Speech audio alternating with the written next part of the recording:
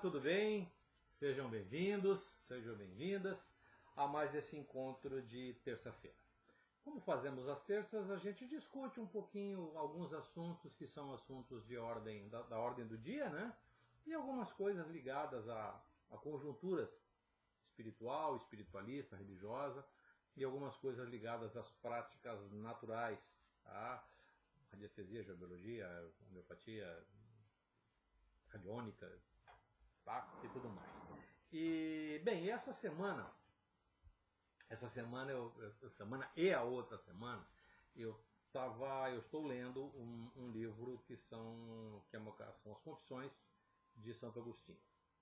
E esse livro é um livro que tem me trazido algumas reflexões profundas a respeito de um tema que eu discuto sempre com os meus alunos no curso de formação mediúnica. Curso de formação mediúnica de base e curso de formação mediúnica avançada. Tá. Só para situar vocês, esse programa é um curso feito pelo Instituto de Engenharia Espiritual e Medicina da Alma. É um curso presencial que eu faço com um grupo mais fechado de alunos e nós discutimos a respeito de processos mediúnicos. Muito bem. O que é essa questão de discussão de processo mediúnico? É a relação que nós, a partir do plano tridimensional, acessamos níveis vibratórios de outras dimensões. Na quarta dimensão, nós temos o acesso às questões de tempo, às questões temporais. Na quinta dimensão, as dimensões lumínicas, e vai e para por aí. Se você tem alguém que discute assuntos espirituais além da quinta dimensão, eu não sei quais são os argumentos que essa pessoa tem, a não ser as suas próprias fundamentações, cujo conhecimento está única e simplesmente sedimentado com esta pessoa. Ela talvez não tenha capacidade, conhecimento, informação e experiência para compartilhar contigo além da quinta dimensão. Ponto. A nossa experiência espiritual, ela vai até este nível. É sobre este assunto que a gente discute nos nossos programas. Eu não vou dissertar sobre isso aqui, mas apenas para dizer para você uma única coisa. A nossa relação com o plano espiritual, dentro do contexto mediúnico, eu não estou falando dentro do contexto religioso. Isso religioso é outra coisa. A mediunidade, a relação com o plano espiritual, é uma condição relacional.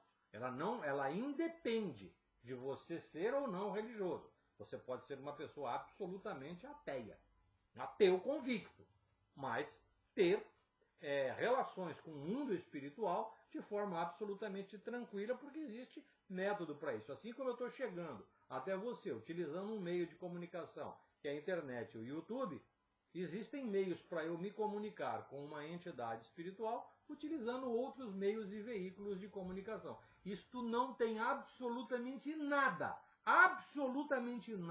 a ver com religião. Esse é ponto pacífico, tá? Bom. Flávio, mas o espiritismo, claro, a doutrina espírita, vamos colocar isso como pano de fundo, né? A doutrina espírita, ela tem alguns aspectos conceituais, filosóficos de comportamento. Tá? Foi muito importante esse trabalho. A experiência mediúnica dentro deste campo, ela não necessariamente está vinculada a processos que nós estamos verificando hoje. Recentemente, como vimos esse processo que aconteceu a semana passada aí, com um indivíduo que, dizendo que tem a sua mediunidade, que tem a sua conexão com planos espirituais e tem uma conexão com uma determinada entidade espiritual, que é o mentor dos seus trabalhos. Bom, então, beleza, legal, ok? Vamos ver como é que esse trabalho é feito. Vamos chegar a um determinado parâmetro, ou vamos entender como é que isso está funcionando, para pelo menos termos a tranquilidade de, ao acessarmos esse serviço, tenhamos a tranquilidade e a segurança de que não estamos sendo, enganado, ludibriado, não sei se é essa a palavra, tá? E afinal de contas, você vai a um lugar desse porque você quer, ou porque você é motivado a ir para um lugar como esse. Qual é a sua motivação? Eu não tenho informação, eu não tenho experiência, eu não tenho conhecimento para fazer com que um desejo que eu tenho, por exemplo, o desejo de ficar curado, seja materializado. Alguém vai fazer isso por mim. E é assim que funciona. Alguém vai fazer isso por mim. Vai fazer por mim, vai ter uma ação que vai agir sobre mim, vai ter e vai produzir vai produzir uma mágica. E não é assim que funciona. Nunca foi. Se você assistiu o meu vídeo anterior, lá eu explico direitinho essa questão. Mas o que eu quero contemporizar com vocês? Especificamente, no campo da mediunidade, nós temos uma coisa muito interessante. Para você se sintonizar com uma determinada entidade espiritual, é muito fácil. Você só precisa apresentar as suas credenciais vibratórias. Ao apresentar essas suas credenciais vibratórias dentro de um ambiente tecnicamente adequado, o teu estado de consciência vai se adaptar a essa condição. E dali tirar os influxos vibracionais para fazer com que as informações ali contidas possam se manifestar. Tal qual um rádio que você sintoniza no equipamento de rádio. Tá certo? É absolutamente dessa forma.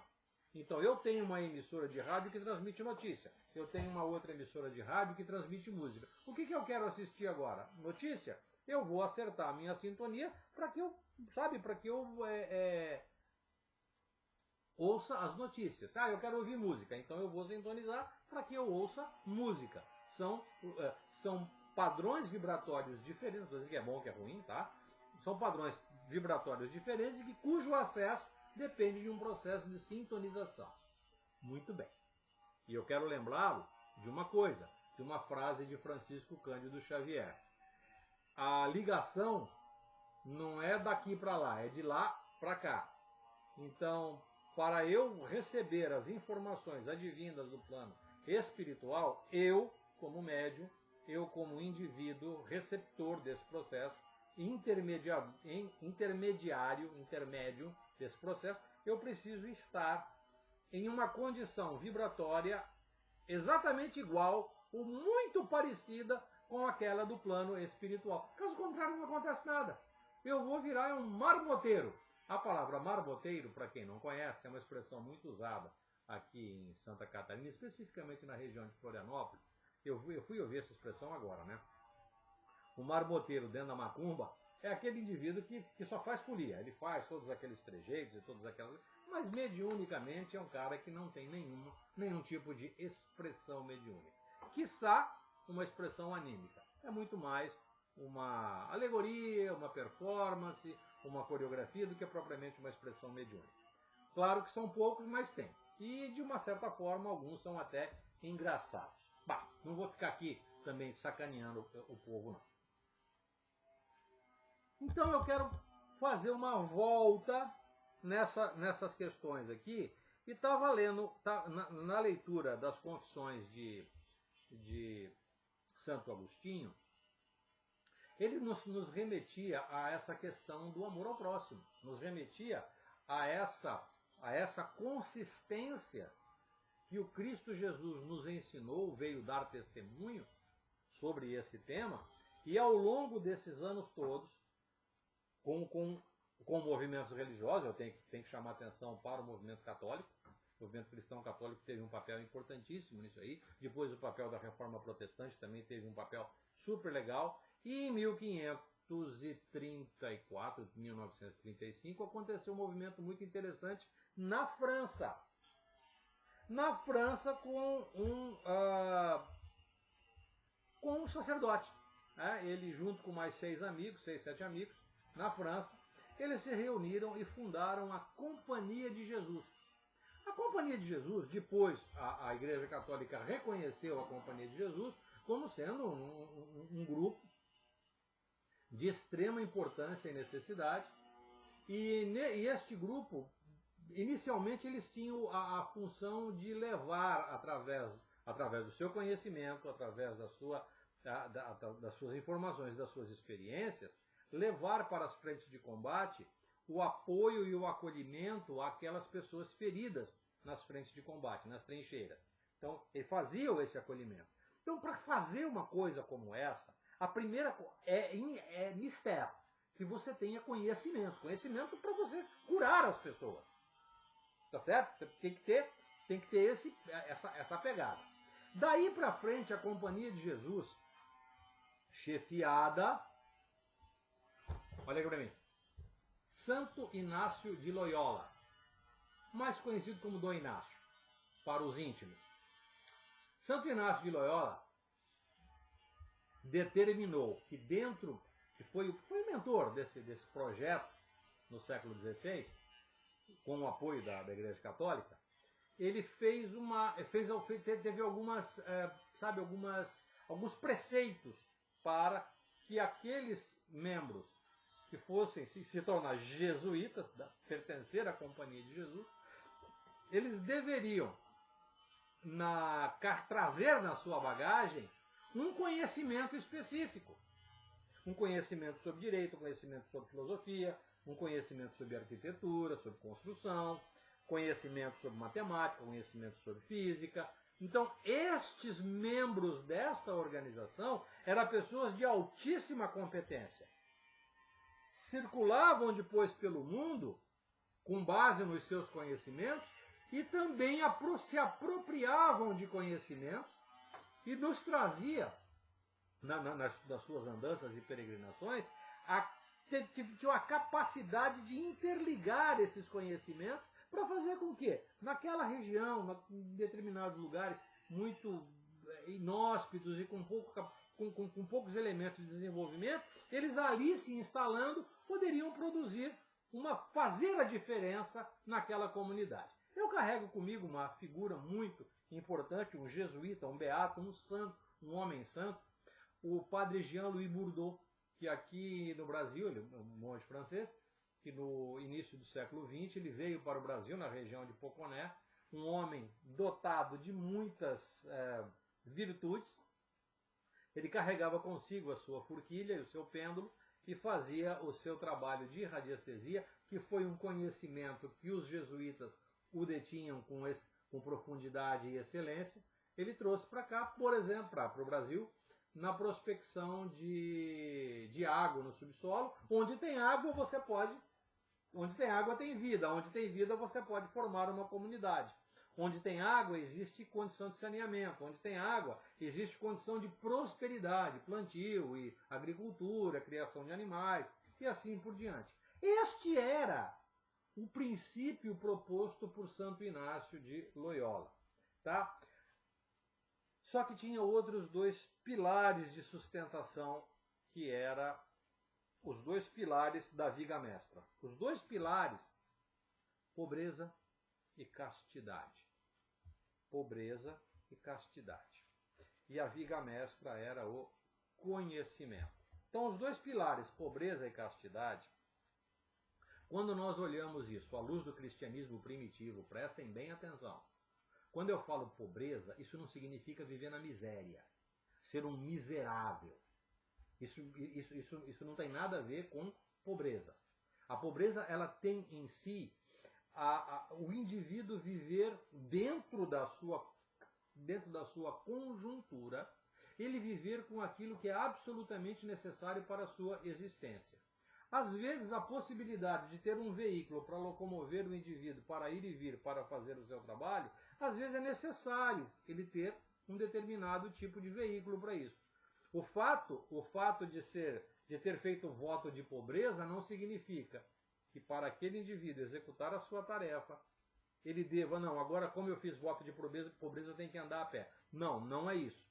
Quem estuda o cristianismo primitivo sabe exatamente o que significa a palavra pobreza. Você viver com aquilo que é absolutamente necessário para a sua subsistência e para executar aquilo que faz parte da sua condição existencial. Você ser o agente da obra de Deus. E o outro aspecto, a castidade. Castidade não significa, bom, agora daqui para frente eu vou dar um nó no Bilal e não vou mais manter relações sexuais com absolutamente mais ninguém próximos anos da minha vida. Não é isso também. Existe dentro do conceito do cristianismo primitivo que a castidade deve ser o período de um tempo, pode ser uma semana, um mês, um ano, é o período de tempo onde eu reservo as minhas energias vitais, aquelas energias, aquele quantum vibracional energético que está no meu chakra fundamental, no meu chakra básico, tá? Essa energia, ela é indispensável para atravessar o portal da próxima etapa da minha vida, eu preciso ter essa energia muito bem reservada. Bom? Isso não significa que a possibilidade de eu me encantar com alguém que faça parte da minha vida, do meu afeto, do meu amor e do meu carinho, eu não possa envolver todo este amor que eu sinto por esta pessoa, transformá-lo num contato íntimo e, por que não, num resplandecente orgasmo. Nada mais bonito que isso, certo? Então, este é o ambiente. Então, castidade, você entendeu? E voto de pobreza. Eu tenho certeza que você entendeu.